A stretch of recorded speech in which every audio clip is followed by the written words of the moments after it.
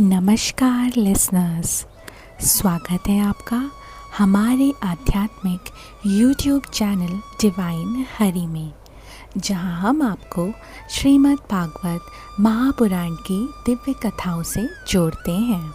मैं हूं आपकी कथावाचक और आज हम श्रवण करेंगे स्कंद 4 के अध्याय 30 की दिव्य कथा, प्रचेताओं को भगवान श्री हरि का वरदान। यह कथा सीधे जुड़ी है पिछले अध्याय से, जहां पुरंजन की कथा द्वारा आत्मा के गूढ़ रहस्यों को समझाया गया था। अगर आपने वह कथा नहीं देखी है तो उसका लिंक आपको इस वीडियो के डिस्क्रिप्शन पर मिल जाएगा। कृपया इस पवित्र यात्रा में हमारे साथ जुड़े रहें। वीडियो को लाइक करें, कमेंट और शेयर ज़रूर करें और चैनल को सब्सक्राइब करना ना भूलें। तो चलिए आज की इस पावन कथा को हम शुरू करते हैं। ओम नमो भगवते वासुदेवाय। विदुर जी ने मैत्रेय मुनि से जिज्ञासा की, हे ब्राह्मण, आपने जिन प्राचीन भर्मी के पुत्रों प्रचेताओं की बात कही थी, जिन्होंने रुद्र गीत द्वारा श्री हरि की स्तुति की, कृपया बताइए कि उन्हें उस स्तुति और तपस्या का क्या फल मिला। मैत्रेय मुनि मुस्कुराए और बोले, हे विदुर जी, वह कथा अत्यंत अद्भुत और दिव्य है।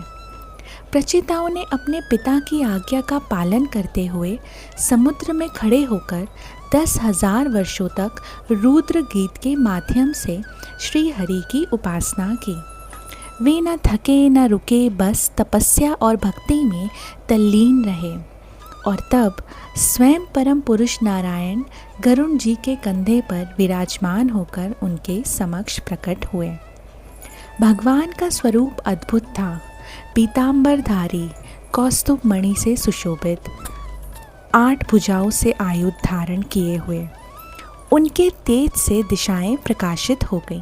प्रचेताओं ने आंखों में आंसू भरकर प्रभु को नमन किया।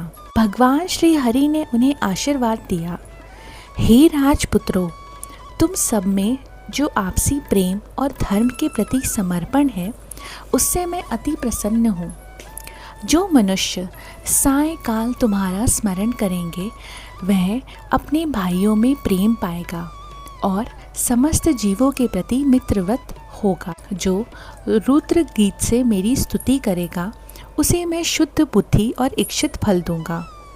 भगवान ने उन्हें बताया कि एक दिव्य कन्या मारिशा उनके विवाह हेतु तैयार की गई है।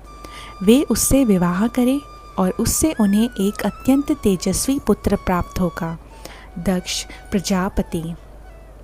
भगवान बोले, तुम 10 लाख दिव्य वर्षों तक दिव्य और पार्थिव सुख भोगोगे और फिर अविचल भक्ति के द्वारा समस्त वासनाओं से मुक्त होकर मेरे परम धाम को प्राप्त करोगे।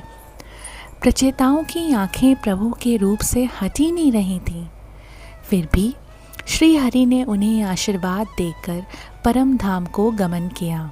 जब प्रचेताओं समुद्र से बाहर निकले तो उन्होंने देखा कि पृथ्वी पर विशाल वृक्षों ने स्वर्ग का मार्ग जैसे बंद कर दिया हो। वे क्रोधित हुए और अग्नि और वायु से उन्हें भस्म करने लगे। तब स्वयं ब्रह्मा जी प्रकट हुए और उन्होंने प्रचेताओं को शांत किया। जो वृक्ष बचे थे, उन्होंने भयवश अपनी कन्या मारिशा को उन्हें सौंप दिया। ब्रह्मा के आदेश से प्रचेताओं ने मारिशा से विवाह किया। उसी के गर्भ से जन्म लिया दक्ष प्रजापति ने, जो बाद में प्रजापतियों के नेता बने। उन्होंने ही आगे चलकर संसार की रक्षा और सृष्टि का पुनर्निर्माण किया। प्रचेताओं ने इस कथा का अंत प्रभु श्री हरि की महानता और स्तुति से किया और कहा, हे प्रभु, हमें बस इतना वर दीजिए कि जन्म जन्मांतर में हमें आपके भक्तों का संग प्राप्त होता ही रहे, स्वर्ग, मोक्ष और भोग। डियर लिसनर्स, ये थी आज की श्रीमद् भागवत महापुराण की पावन कथा। प्रचेताओं की भक्ति, उनकी तपस्या और श्री हरि का वरदान हमें सिखाता है कि सच्ची भक्ति, संकल्प और सेवा भाव से किया गया कार्य केवल स्वर्ग ही नहीं, प्रभु का परम धाम भी दिला सकता है। जो मनुष्य सच्चे हृदय से प्रभु की आराधना करते हैं और संतों का संग चाहते हैं, उसके लिए मोक्ष भी छोटा बन जाता है।